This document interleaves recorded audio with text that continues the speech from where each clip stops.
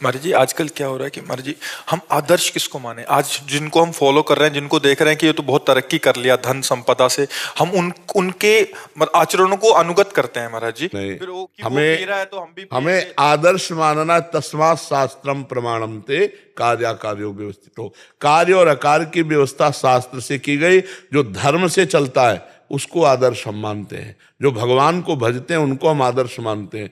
जो संत महापुरुष कहते हैं हम उस बात को आदर्श मानते हैं। हम गीता जी को आदर्श मानते हैं। गीता भगवान की साक्षात वाणी है। आप अगर उसको आदर्श मानोगे कभी फेल नहीं होगे। गीता समझ में नहीं आती तो संतों के वचन सुनो, वही गीता का अनुभव करके वो बोल रहे हैं, लेकिन अनुभूत संतों से, प्रपंची से, पाखंडियों से नहीं। ये हम खुले शब्दों में इसलिए कह रहे हैं कि कुछ शब्द हमके कान में सुनाए गए, क्लिप हमें दिखाई गई, तो हमें बहुत सावधान होकर सुनना है। नहीं तो हमारी वो ऐसे ही, देखो आजकल ऐसी सीरीजें चल गई हैं, वेब सीरीज कहते हैं, वेब सीरीज। ऐसे फिल्में बनाई गई हैं जिनमें कुछ हम ये नहीं कहते कि गलत नहीं थे, और ऐसी चला दी गई कि नए नए बच्चे, तो अब जो देखा जाएगा वही दिमाग चढ़ेगा, रंग चढ़ेगा।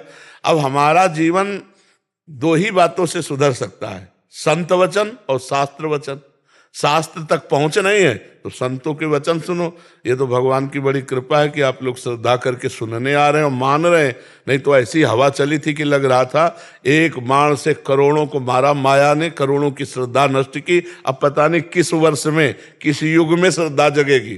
पर भगवान की कृपा है कि अभी भारतवासियों में श्रद्धा संतों के प्रति है, तभी सुधार हो सकता है। नहीं तो बिल्कुल ये समझो, अगर संत आदर्श नहीं, शास्त्र आदर्श नहीं, तो फिर विषयी पुरुष थोड़ा आदर्श है। देखो, रुपया कमाने का अगर आदर्श देखोगे तो बहुत नीचे गिरते चले जाओगे।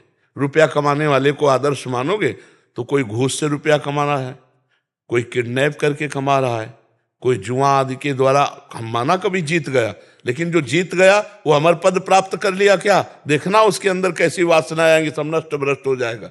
अरे महाराज, धर्म के अवतार युधिष्ठिर ने जुआ खेला तो 12 वर्ष का वनवास, 1 वर्ष का अज्ञातवास। महाराज नल ने जुआ खेला तो बन बन भटकना पड़ा। इतने पुण्यात्माओं की दुर्दशा कर दी जुआ ने, तो तुम्हारे पास इतने पुण्य नहीं कि तुम बच जाओ। भले जीत जाओ लेकिन इतना दुर्वासनाओं में फंस जाओगे कि नष्ट हो जाओगे। तो ये बातें मानना चाहिए सबको, आदर्श मानना चाहिए संतों को, उन संतों को जो भगवान में तन्मय हैं। भगवान में तन्मय उन्हें ही संत कहते हैं।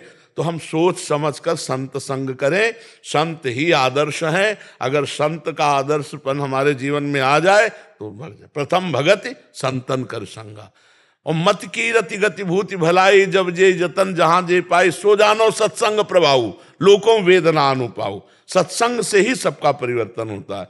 भगवान जब कृपा करते हैं तो सत्संग की प्राप्ति होती है, और सत्संग वही है जो पैसे से खरीदा नहीं जा सकता। सत्संग वही है जिसमें केवल भगवान की प्राप्ति की चर्चा और भगवान की प्राप्ति की भावना हमारे अंदर डाली जाए। जैसे अर्थ दे दिए तो आपने खरीद लिया ना सत्संग, तो आपके अंदर अर्थ की प्रधानता है, तो सत्संग के वाक्य आपके ऊपर काम नहीं करेंगे। देख लो, बस यही तुम्हारे दिमाग में अभिमान रहेगा, लेकिन 4 घंटे में कौन सा शब्द तुम्हारा कल्याण करने वाला था वो तुम पकड़ ही नहीं पाओगे।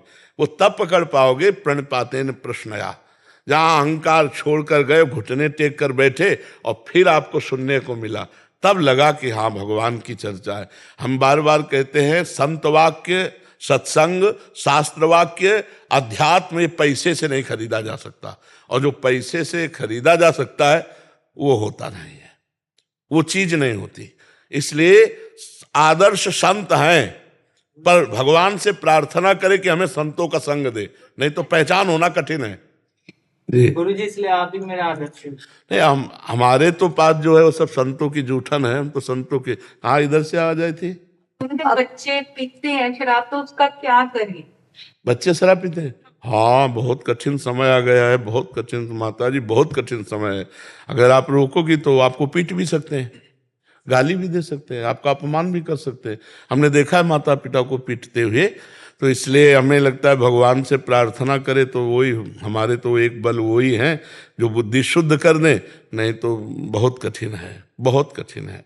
नए बच्चे ऐसे गिरते चले जा रहे हैं। हमारी जो नई पीढ़ी है वो व्यसनों में, नशा में और व्यभिचार में, इन दो में बहुत जोर से गिरते चले जा रहे हैं। और ये जब तक दोष रहेगा तब तक ना आध्यात्मिक उन्नति होगी ना लौकिक उन्नति होगी।